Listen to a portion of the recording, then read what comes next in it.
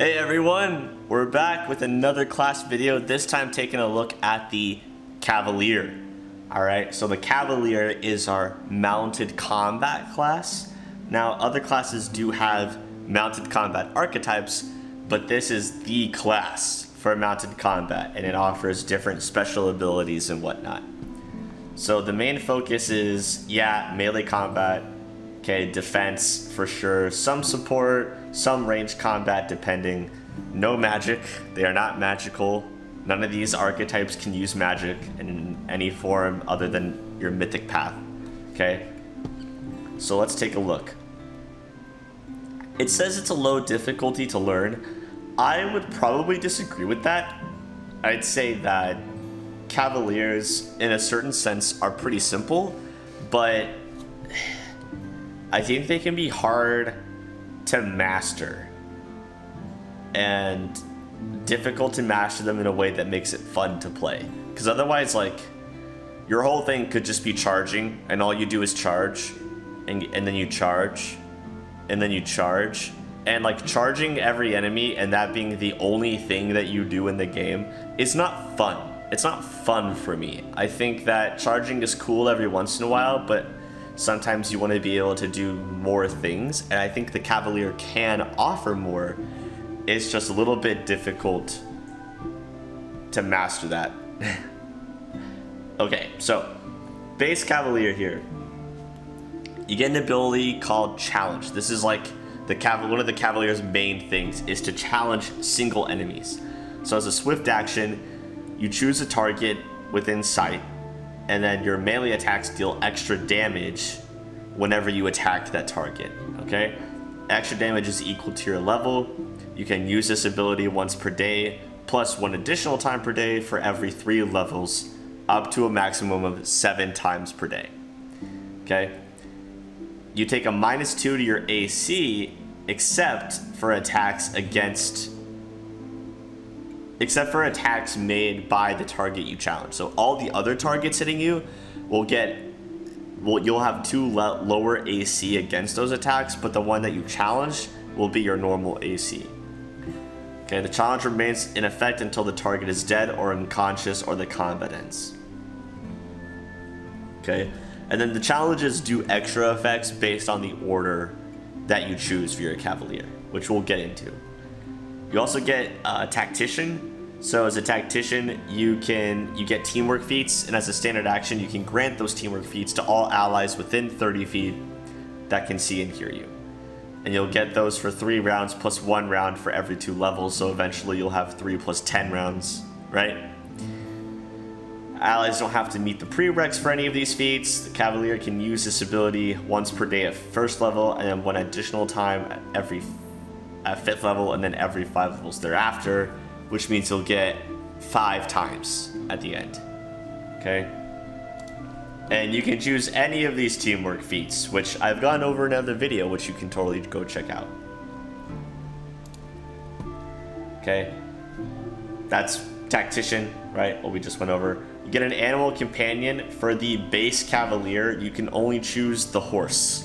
You can make it the brown horse or the black horse, but you can only choose a horse, all right? And then you're proficient in light, medium, and heavy, all weapons, shields, but not tower shields, okay? Then you get Cavaliers Charge. So at 3rd level, you learn how to make a more accurate charge. So Cavalier receives a +4 on melee attacks while charging, instead of the normal +2. And in addition, you don't suffer an AC penalty when charging after you've charged, which normally you would suffer that penalty to AC. So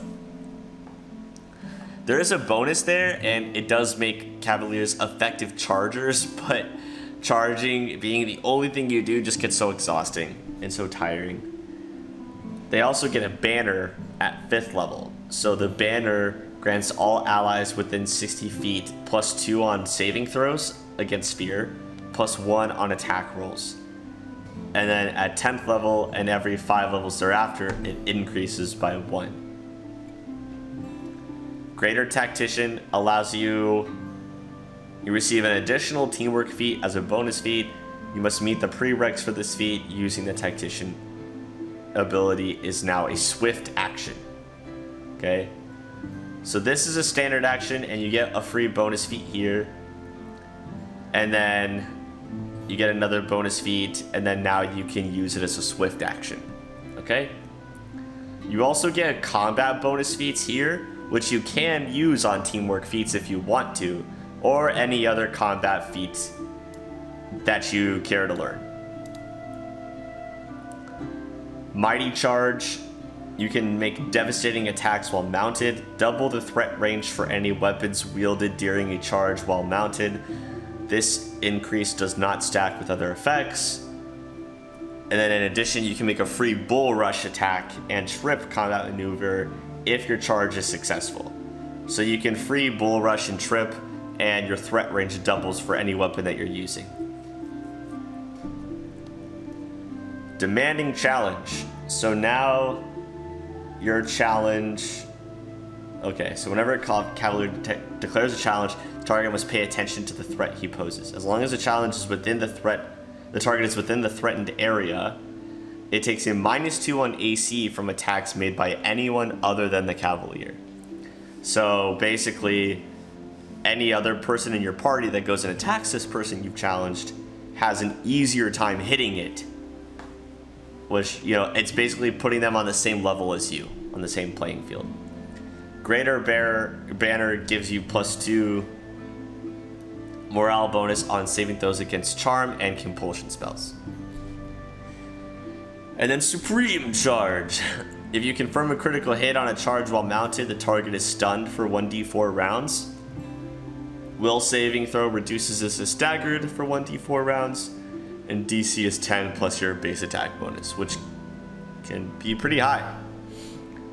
And then also whenever you charge, you deal double the amount of damage. So charging does become very effective. I still think there are other ways to have a little bit more fun with the Cavalier than that, but it just depends. So we have these orders here. Order of the Cockatrice, the Lion, the Shroud, the Star, the Sword. And we will go ahead and take a look at those deeper as we get into it. But first we're going to go over these different archetypes, okay? So the Beast Rider is pretty much a Cavalier. It's all the same, except that the animals that you choose from are different. So you can choose a bear, boar, giant centipede, dog, or elk, or wolf. Like, you can choose from anyone. All the dinosaurs, Smilodon, Mastodon, leopard, monitor lizard, etc. Okay? And then your armor proficiency, you don't get heavy armor. So the trade-off is that you don't get heavy armor, but as far as trade-offs go, that's pretty sweet because you can always pick up heavy armor proficiency as a bonus thing if you wanted to, you know. Being able to choose any animal is really cool. I will say, I don't recommend choosing an animal. So how this works is your large creatures will stay large. So if you choose a horse, it's going to stay the same size the entire thing. It doesn't get bigger. If you choose a medium creature, they will become large. But if you choose a small creature, they will only become medium. So I would watch out when choosing the Velociraptor, the leopard. I think it's just those two. And the monitor lizard. So the lizard, Velociraptor, and leopard, I would be careful because they're only going to become medium. And if they're not a size bigger than you, and if they're medium and you're medium, you cannot ride them. They have to be one size bigger than you. So if you're a small character, choosing one of the small ones will be fine. You just won't be able to ride them until they get bigger. Or you can choose a medium one and ride them from the get-go. If you're a medium character and you choose a medium animal, you won't be able to ride them until they become large. Okay? But if you choose one of the large animals, which I think is only the horse, then you're fine on that end. Okay? So be mindful of that. They have to be a step above you for you to ride them, I believe. So that's the Beast Rider. Alright, that's the Beast Rider. It's kind of like Cavalier Plus, in my opinion. I think that's the official Cavalier Plus because it's just exactly like Cavalier, except instead of heavy armor, you get only light and medium, and now you can ride any animal. So, Cavalier Plus, Beast Rider. I think Beast Rider is a lot cooler anyway. I think riding a giant centipede just sounds awesome. So, very cool. Okay, Cavalier of the Paw. This is the halfling special archetype class, okay? You have to be a halfling to be a Cavalier of the Paw, okay? Now, it's pretty much the same as a regular Cavalier, except instead of choosing a horse, you can only choose a dog or a wolf, which is what most halfling Cavaliers ride. And then your challenge does something different. So whenever you issue a challenge, your mount gains a +1 dodge bonus to AC as long as it is threatening the target that you've challenged. And then this increases by 1 every 4 levels. So on top of the normal challenge bonus, your animal mount also gets +1 to its AC that increases as you level up, which is pretty solid. And you don't get to choose one of these orders. You are Order of the Paw. Okay, that is your order. So you get Danger Ward. So you can ready your allies for impending danger as a standard action. You can affect all allies within 30 feet, granting a bonus on a saving throw.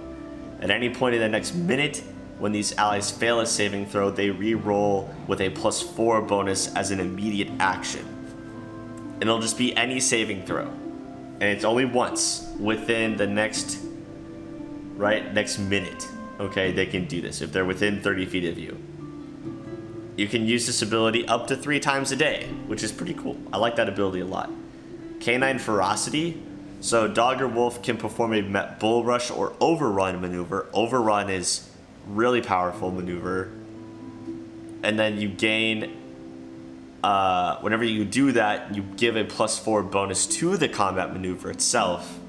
Okay.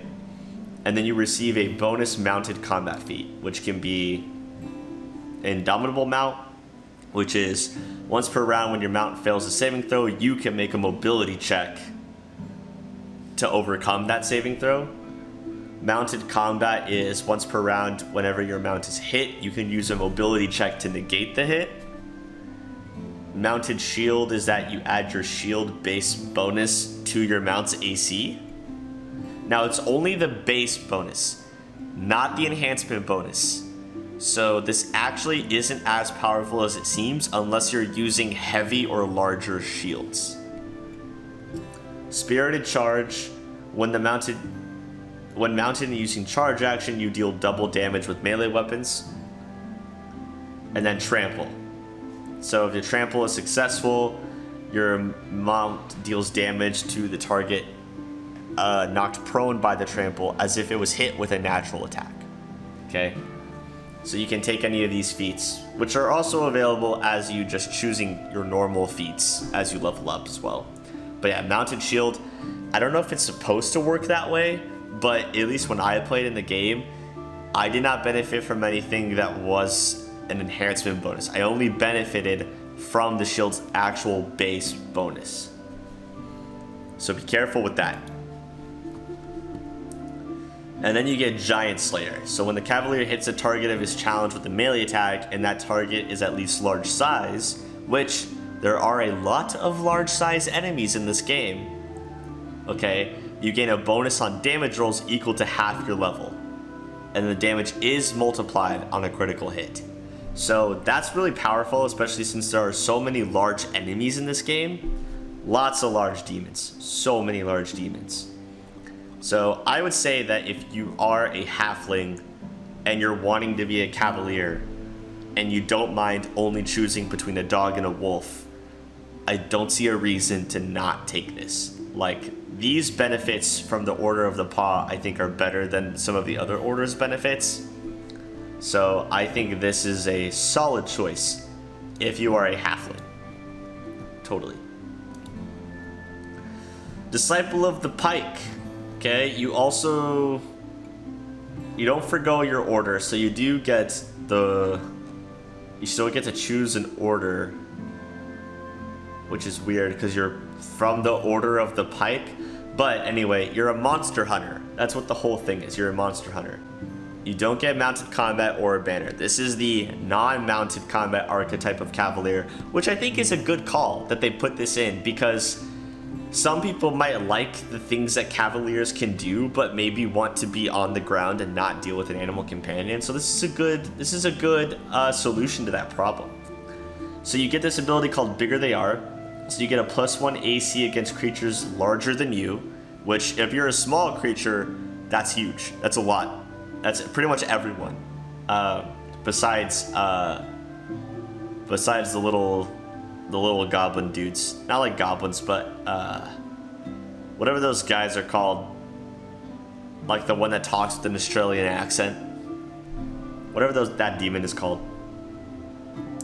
Okay, the bonus increases by 1 if the creature is 2 size categories larger, which is also big because there's a lot of large size enemies. If you're small, this is huge. At 6th level, increases to +3 against a creature 3 sizes category. And at 12th level, you get a +4 against a creature 4 sizes bigger than you. I think this is going to be way more beneficial if you are a small character, but I feel like as a medium character, you could still make it work. So you get Pike Charge, so you charge with polearms and spears, and you get a +4 on melee attacks when charging instead of a +2. In addition, no penalty to the AC. Okay, so similar to Cavaliers Charge, but for only pikes and spears and stuff. Monster Hunter, you gain bonus equal to half your level on Knowledge Arcana and Lore Nature checks. Weapon Training Spears, so you get weapon trainings for javelins, long spears, short spears, spear, and trident, which is cool. Agile Charger, you take no penalties caused by difficult terrain. Your movement is still hampered by obstacles, poor visibility, and other conditions though. And you cannot move through impassable terrain. It's just difficult terrain. Okay? And then Deadly Charge. Whenever you make a charge attack with a polearm or spear, you deal double the normal amount of damage. Whenever you confirm a crit, this target is stunned. If they succeed a will, then they are staggered. So it's kind of the same thing as like some of this other stuff. The difference is it's only with spears and polearms and you're not mounted while doing it. Okay, that's interesting. That's really interesting. I dig it. I think this is, I love playing spearmen. Like, spears are some of my favorite weapons in like medieval and fantasy settings. I think spears and polearms are awesome. I love a good halberd, all that stuff. So, you know, pretty solid. Fearsome Leader. So in this one, you give up Tactician completely. No Tactician. Keep all the rest of the stuff, but no Tactician stuff. And then you get Dazzling Display for free. And then Fearsome Inspiration. So each time you use Dazzling Display, you can also dispel fear effects from allies, which is actually really cool. And starting at 9th level, your allies also gain the benefit of Good Hope for a number of rounds equal to your charisma. And then Fearmonger gives you +1 to Intimidate, increasing by 1 every 3 levels. So this one's all about intimidation. And you use Dazzling Display, and then eventually you can get like Shattered Defenses and stuff like that. Dreadful Carnage, all of that good stuff. You are still mounted, just no Tactician. So you're good at dispelling fear, which is pretty good because there's a lot of demons that can cause fear, so being able to dispel that is pretty strong. And then giving everyone Good Hope, and 9th level is pretty early on. You get 9th level before you even start chapter 3 most of the time. So like being able to just give everyone Good Hope is like once per combat, like every combat you can do that. That's insane. That's awesome. I really like this. Fearsome Leader's cool. I really like this. I don't think I would ever make one because I don't like role playing the intimidating character, but I think this is really, really interesting archetype. I can see that this could be very strong. Okay, the Gendarme, or Gendarme, however it's pronounced, I know these guys are like weapon specialists, basically. So you give up your like tactician and then these combat bonus feats in exchange for a bonus feat,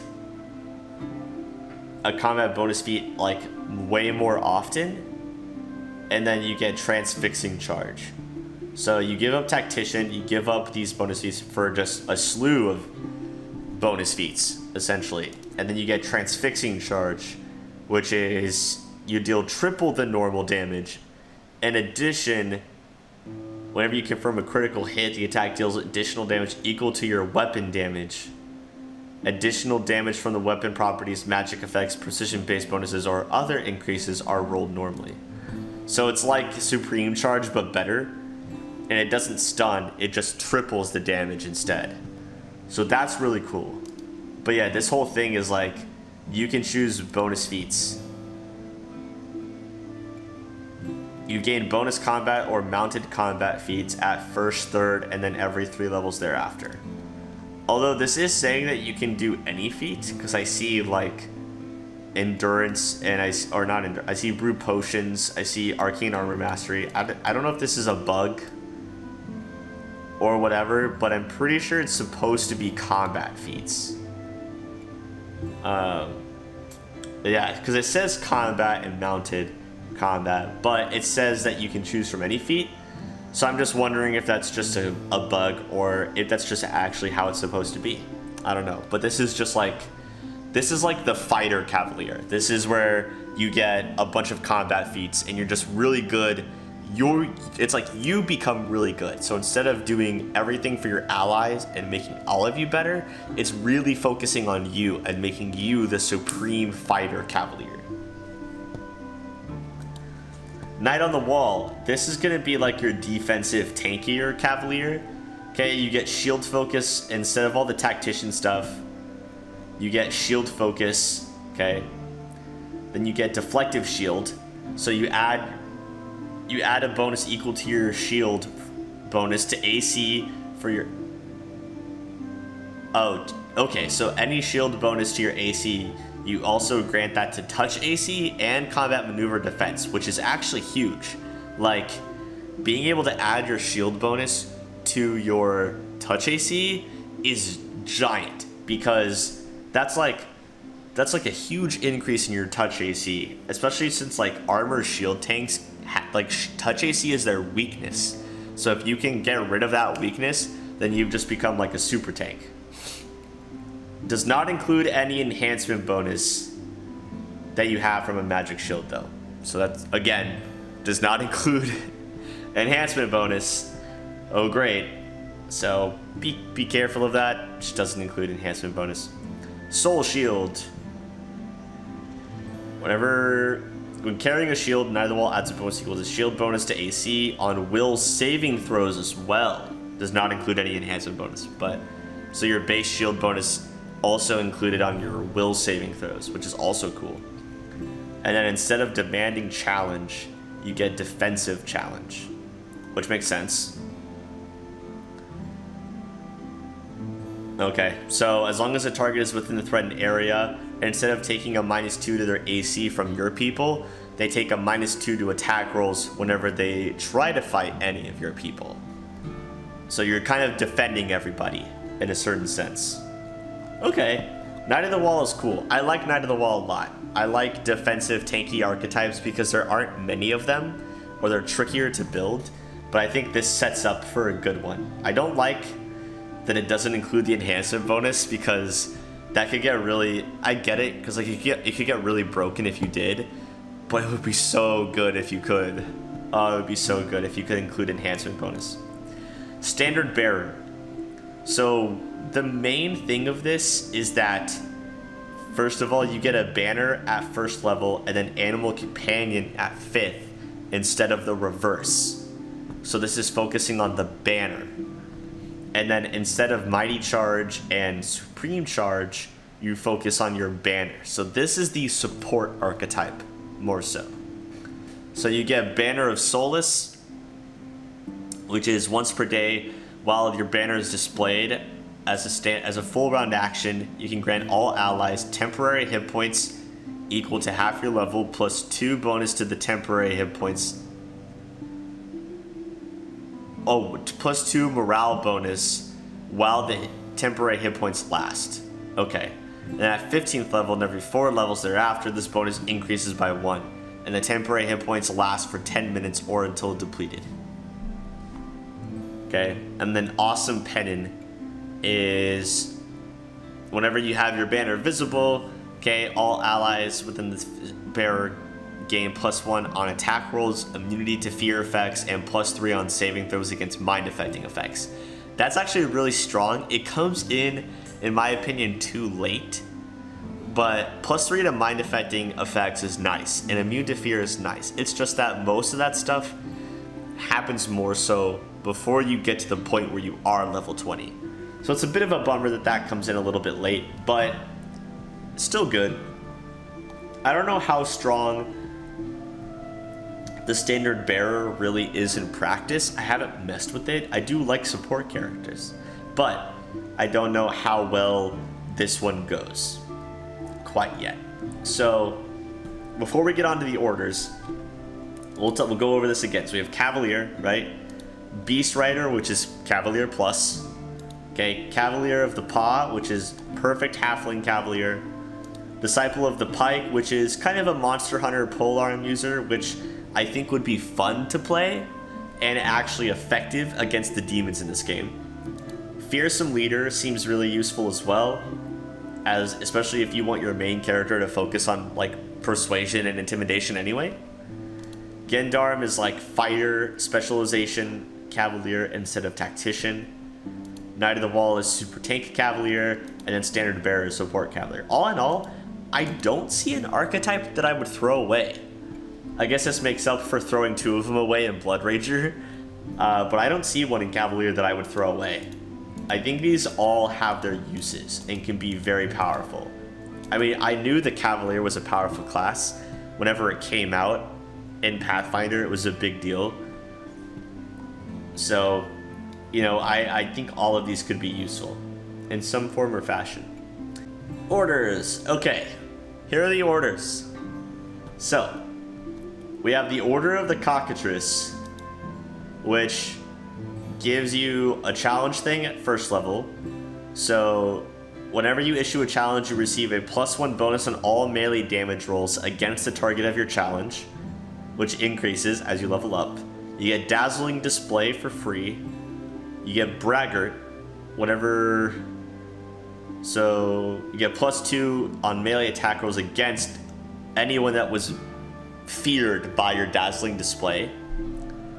And then you have Steal Glory. So the Cavalier can steal the glory from another creature. Whenever a creature other than Cavalier scores a critical hit that the Cavalier is threatening, then you can also make an attack against that creature, which is pretty cool. I like Cockatrice. Basically, it's a Cavalier that belongs to the order that serves only himself, working to further your own aims, increase your own prestige. I feel like this would go really well. I mean, all of these would go well with Cavalier and Beast Rider. I think this one would go well with Gendarme as well, or the Monster Hunter, because I can see Dazzling Display and Braggart being good for both of those, and I can see Steal Glory being really good for both of those. So I think that the Monster Hunter and the Gendarme would be really good for the Cockatrice. Lion, you get +1 dodge bonus to AC against attacks made by the target of your challenge, which increases. You add Knowledge World to your class skills. Okay. So this is level 1, 2, and 8, and this is levels 1 and then 15. Shield of the Liege. Allies that are adjacent to the Cavalier receive a +3 shield bonus to their AC. Whoa, okay. I don't love this one. I think it's pretty weak in comparison to what we just looked at, but the +3 shield bonus to AC, I think this would be great for Knight of the Wall, because you're already tanky and you can already provide some bonuses to your allies with that tankiness, And now you can also grant +3 to your AC for all your allies as well.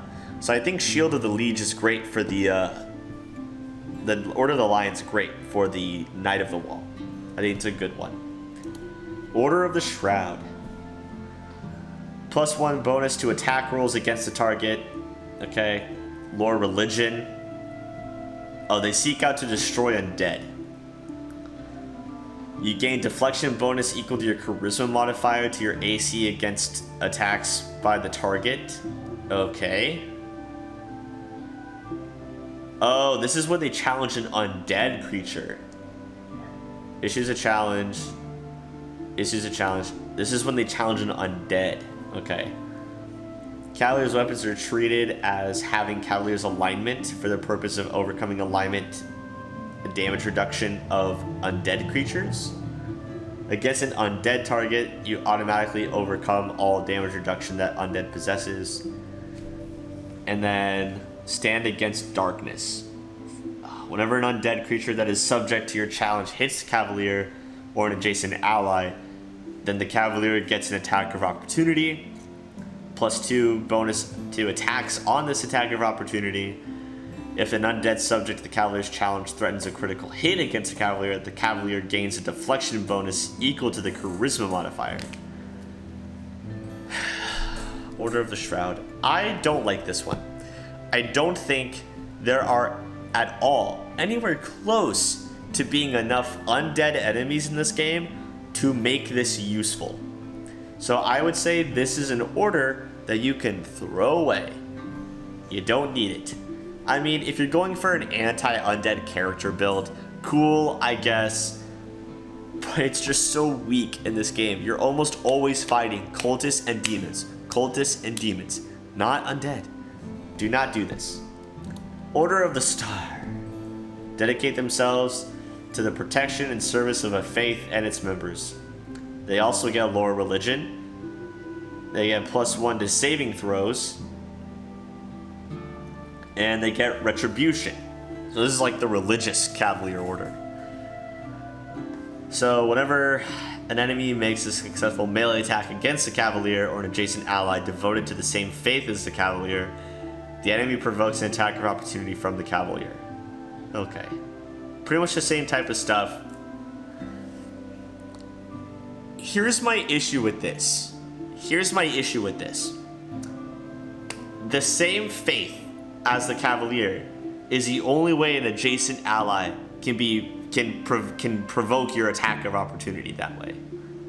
So you'd have to worship something that one of the companions in the game one of the frontline companions in the game already worships. I don't think that's good. I really don't think that's good. I think that's very bad. I think this is a terrible order. I would toss this one in the garbage.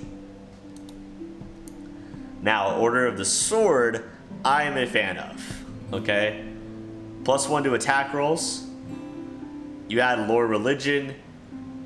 You must select one alignment. As long as you maintain that selected alignment, you receive a +2 to 1 saving throw of your choice, which is pretty easy to do in this game. Mounted Mastery. At 8th level, whenever you make a charge, you add your mount's strength to the damage roll in addition to your own. And you also receive a bonus feat from one of the mounted combat feats, which is awesome. I like this. I think this can be really strong for any of the archetypes, in my opinion. Except for, I wouldn't do this for like the Knight of the Wall, because I feel like the Knight of the Wall you're going to be playing more defensively. But I think any of the other ones, great. So Cockatrice, really good for Gendarme and the Monster Hunter. Order of the Lion, really good for the Knight of the Wall. Order of the Shroud, trash. Order of the Star, trash. Order of the Sword, pretty much good for anything. Pretty solid choice here as like a standard order. I think this is probably the one I would choose. I like this one a lot. I also like Order of Cockatrice as well. So there's that, okay? And that, folks, is the Cavalier. The Cavalier is a very strong, melee-heavy, somewhat tanky, definitely tanky class. And if you use it right, they can be a very powerful force. I know that my friend Pondor in his campaign of Wrath played a Cavalier, and it was very strong once he got the hang of it. Very strong. So they don't do a whole lot, but what they do is destroy enemies. Okay? Anyway, I hope you guys have enjoyed this video, or it's helped you kind of get a better understanding of what the different abilities of the Cavalier are, what they could match up with what order, etc. Okay? I think it's a pretty solid choice for anyone who's just into mounted combat or melee combat and loves animals. Like I said, Beast Rider is Cavalier Plus. Don't choose the basic Cavalier. The Beast Rider exists. Okay? If you like this video, feel free to give it a like, subscribe, await more, join the Discord in the description below to hang out with us, to find out more about videos that come out, get released, streams, stream times. I stream a lot of the days of the week. Not this week, but I will be back after Thanksgiving break. So feel free to check out my streams and come say hey. We're always looking for new friends. I would love to have you. And yeah, if anyone has any questions or has any cool Cavalier build ideas, I would love to hear them. Put them in the comments below. Alright? I think that would be super fun. Let's, chat about the Cavalier. What's what? If anyone has any cool mythic path suggestions that really shine with the Cavalier, also would totally recommend tips on that. I would love to hear what you have to say about that especially. So, cool. Anyway, I'm UnsungNPC, and I will catch you guys in the next one.